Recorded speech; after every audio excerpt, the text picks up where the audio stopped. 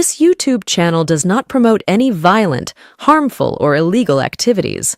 All content provided by this channel is meant for an educational purpose only.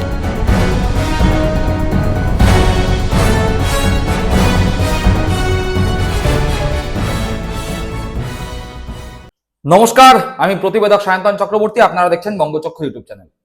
ইতিমধ্যেই প্রশ্ন উঠছে, কেন দিল্লির সমীক্ষক সংস্থাগুলো বিজেপিকে এগিয়ে রাখছে বা বাংলায় বিজেপিকে প্রায় ক্ষমতায় এনে দিয়েছে।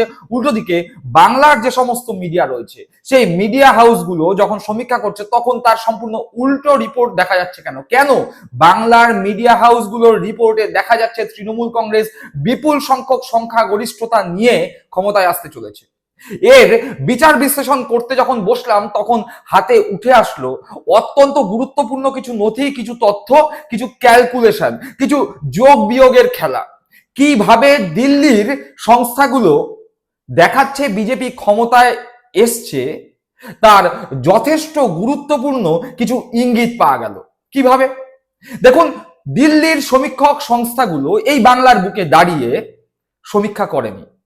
ইতিমধ্যেই দেখতে পেয়েছেন অ্যাক্সিস মাই ইন্ডিয়ার কর্ণধার বলে দিয়েছেন যে তাদের কাছে যথেষ্ট সম্ভব ডেটা নেই, তথ্য নেই, রেসপন্ডেন্ট নেই, তার জন্য তারা সমীক্ষা ক্যান্সেল করেছেন।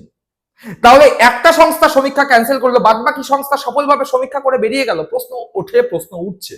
আর তাই সেই সমস্ত সমীক্ষা নিয়ে বাঙালি ভোটাররা যারা ভোটদান করেছেন তাদের মনের মধ্যেও চিন্তা দানা বাজছে। কারণ কি? কারণ তারা ভাবছে ভোট তো দিয়ে আসলাম আমার পছন্দের প্রার্থীকে, এখন কি এক্সিট পোলে কি এমন দেখাচ্ছে, তাহলে কি আমি ভোটটা ঠিক জায়গায় দিয়েছিলাম? প্রশ্ন ঘুরছে, আপনার মনেও ঘুরছে, আমার মনেও ঘুরছে।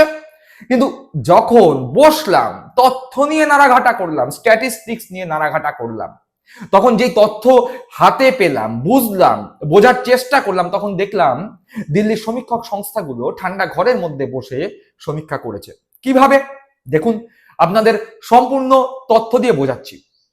বেশি পিছনে যেতে হবে না। 2024 লোকসভা নির্বাচন, 2024 লোকসভা নির্বাচনের ভিত্তিতে এই পশ্চিমবঙ্গের বুকে বিজেপি 92খানা বিধানসভা আসনে এগিয়েছিল।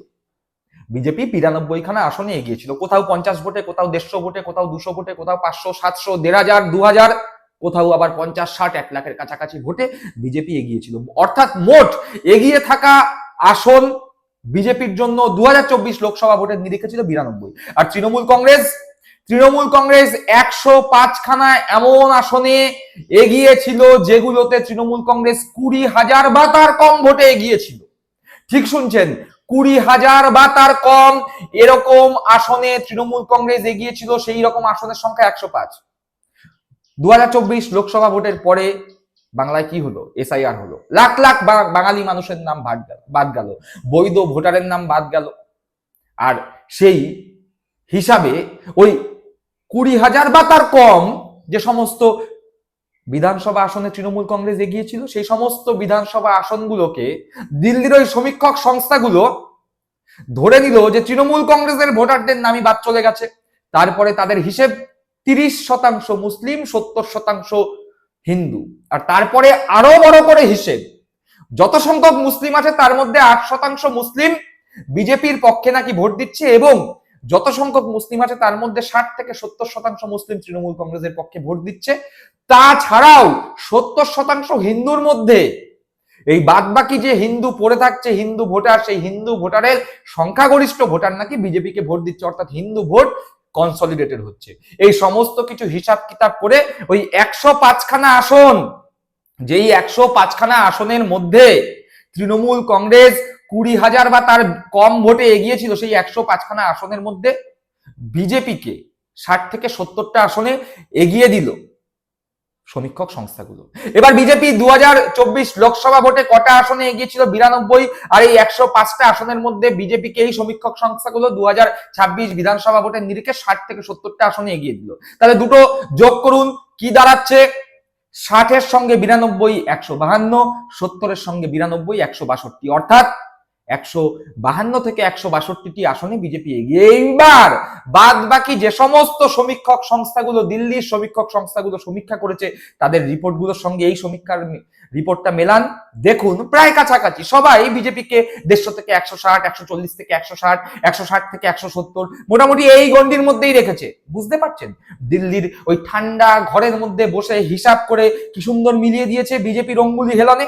কিন্তু বাংলার সমীক্ষক সংস্থা, বাংলার চ্যানেলগুলো, বাংলার মিডিয়া হাউসগুলো যেই সমীক্ষা করেছে, সেখানে সম্পূর্ণ উল্টো তথ্য কেন দেখা যাচ্ছে। কি দেখা যাচ্ছে সবার আগে সেগুলো দেখব, তারপরে কেন বাংলার মিডিয়া হাউসের সমীক্ষায় দিল্লির সমীক্ষক সংস্থার সম্পূর্ণ বিপরীত চিত্র কেন সেটাও দেখাবো। প্রথমে বাংলার যে মিডিয়া, সেই মিডিয়া কি সমীক্ষা করেছে সেটা দেখুন। সর্বপ্রথমে বলতে হয় নিউজ 18 বাংলা। আপনারা সকলে দেখেছেন বিশ্ব মজুমদার, যিনি এই নিউজ 18 বাংলার পক্ষ থেকে সমীক্ষা রিপোর্ট দেখিয়েছেন। নিউজ 18 বাংলা বাংলার বুকে কাজ করেছে। তিনি বলেছেন জেলা ধরে, বিধানসভা ধরে। তার যে রিপোর্ট, নিউজ 18 বাংলার রিপোর্টে Trinamool Congress 166, BJP 71, Congress 4, CPM ISF এর জোট 1, অন্যান্যরা 3 এবং ট্যাপ ফাইট 49টিতে। অর্থাৎ এখানে বিজেপি 71, তৃণমূল কংগ্রেস 166। তৃণমূল কংগ্রেস বিজেপির থেকে অনেক বেশি এগিয়ে সরকারে আসার জায়গায়। নিউজ 18 বাংলা বাংলার বুকে সমীক্ষা করেছে, তাদের রিপোর্ট এটা। এরপরে চলে আসুন এক্সিট পোল 2026 দৃষ্টিভঙ্গি। বলতে পারেন চটি চাটা, বলতে পারেন তৃণমূল ঘেঁষা মিডিয়া, কিন্তু তারা বাংলার বুকে কাজ করেছে। বাংলার মিডিয়া হাউস এই বাংলার বুকে বিভিন্ন জেলায় বাংলা ভাষায় বিভিন্ন মানুষের সঙ্গে কথা বলেছে এবং তার ভিত্তিতে যে রিপোর্ট এসছে, সেই রিপোর্টে কি বলছে? দৃষ্টিভঙ্গিতে তৃণমূল কংগ্রেস 205, বিজেপি 87, বাম আইএসএফ 1, কংগ্রেস 1, অন্যান্য 0। দৃষ্টিভঙ্গির রিপোর্ট। এবার এনকে ডিজিটাল, প্রবীর বিশ্বাসের চ্যানেল, তারা কি বলছে? তারা বলছে তৃণমূল কংগ্রেস 222 থেকে 230, সিপিএম 1টি, বিজেপি 52 থেকে 58, কংগ্রেস 4টি, অন্যান্যরা 3টি। আরো একটি বাংলার স্থানীয় মিডিয়া হাউস তারা কি সমীক্ষার রিপোর্ট জানিয়েছে সেটা জানলাম। এরপর নজরবন্দি পোর্টাল, আরো একটি বাংলার মিডিয়া হাউস, তারা সমীক্ষা করেছে। এই বাংলার মাঠে ঘাটে গ্রাউন্ড রিপোর্ট কালেকশন করেছে, বাংলা ভাষায় মানুষের সঙ্গে কথা বলেছে, জেনেছে বাংলার গ্রামে, বাংলার শহরে, বাংলার মাঠে, বাংলার ঘাটে, বাংলার বাজারে। তাদের সমীক্ষায় কি ধরা দিচ্ছে দেখুন। তাদের সমীক্ষায় ধরা দিচ্ছে তৃণমূল কংগ্রেস প্রথম ফেজে 78 থেকে 82, বিজেপি 66 থেকে 70, অন্যান্যরা 2 থেকে 6। সেকেন্ড ফেজে তৃণমূল কংগ্রেস 88 থেকে 92, বিজেপি 48 থেকে 52, অন্যান্যরা 1 থেকে 3। ওভারঅল মোট 294 এর মধ্যে তৃণমূল কংগ্রেস 166 থেকে 174, বিজেপি 114 থেকে 122, অন্যান্যরা 3 থেকে 9। এটা নজরবন্দির। অর্থাৎ দিল্লির সমীক্ষক সংস্থা যা রিপোর্ট দিয়েছে তার সম্পূর্ণ বিপরীত রিপোর্ট বাংলার স্থানীয় মিডিয়াগুলো দিচ্ছে। এবার কেন বাংলার স্থানীয় মিডিয়াগুলো সম্পূর্ণ উল্টো রিপোর্ট দিচ্ছে দিল্লির সমীক্ষক সংস্থার পক্ষ থেকে? কেন বাংলার স্থানীয় মিডিয়াগুলোর রিপোর্ট অত্যন্ত বেশি গ্রহণযোগ্য বা বিশ্বাসযোগ্য? তারও কিছু সুনির্দিষ্ট কারণ রয়েছে। দেখুন কারণগুলো। 1, বঙ্গ মিডিয়া সমীক্ষা রাজ্যের একদম নিচু তলায় খোঁজ নিয়েছে। 2, স্থানীয় মিডিয়া হওয়ায় বাংলার রাজনৈতিক প্রবণতা অনেক বেশি কাছ থেকে দেখার সুবিধা। 3, রাজ্যের যেই বিভিন্ন প্রকল্প এবং ভাতা রয়েছে তার উপভোক্তাদের মতামত সংগ্রহের সুবিধা। 4, গ্রাউন্ড রিসার্চ অনেক বেশি। 5, গ্রাউন্ড রিপোর্ট কালেকশনের ক্ষেত্রে ভাষাগত সমস্যা কম। 6, বিভিন্ন এলাকার চেনা মানুষদের মাধ্যমে তথ্য সংগ্রহ করার ফলে তথ্য অনেক বেশি নির্ভরযোগ্য। অর্থাৎ এই যে 6খানা পয়েন্ট, এই 6খানা পয়েন্টের সুবিধা বাংলার স্থানীয় মিডিয়া যখন সমীক্ষা করছে সেই সমীক্ষায় তারা পেয়েছে। অর্থাৎ যেহেতু বাংলা ভাষায় বাঙালিদের সঙ্গে কথোপকথনের মাধ্যমে তারা তথ্য সংগ্রহ করেছে, ফলে অনেক বেশি বিশ্বাসযোগ্য হয়েছে এই সংস্থা বা এই মিডিয়া হাউসের সমীক্ষা। অনেক চেনা মানুষের মাধ্যমে এই সমীক্ষক সংস্থাগুলো বা বাংলার মিডিয়া হাউসগুলো সমীক্ষা করিয়েছে, ফলে চেনা মানুষের কাছে বাংলার এলাকার মানুষজন নিজেদের মনের কথা অনেক বেশি সহজে স্বাচ্ছন্দ্যে বলতে পেরেছে, ফলে আরো বেশি বিশ্বাসযোগ্য। তারপরেই বাংলার স্থানীয় মিডিয়াগুলো খুব কাছ থেকে বাংলার রাজনীতি দেখেছে। শুধু ভোটের আগে সমীক্ষক সংস্থা যেরকম বাংলায় এসে সমীক্ষা করেছে তা নয়, দীর্ঘ 6 মাস, 8 মাস, 1 বছর ধরে বাংলার নির্বাচনকে কেন্দ্র করে বাংলায় যে ধরনের ভোটের দামামা বেজেছে, এসআইআর এর সময় মানুষজনের যে হয়রানির শিকার হয়েছে, এনুমারেশন ফর্ম ফিল আপ থেকে এনুমারেশন ফর্ম জমা দেওয়া, ভোটার তালিকায় নিজের নাম থাকবে কিনা, হিয়ারিং এর লাইনে দাঁড়ানো, সমস্ত কিছু এই স্থানীয় মিডিয়া অনেক বেশি করে দেখেছে। ফলে তাদের রিপোর্ট অনেক বেশি অ্যাকুরেট হওয়ার যোগ্য, বিশ্বাসযোগ্য, নির্ভরযোগ্য।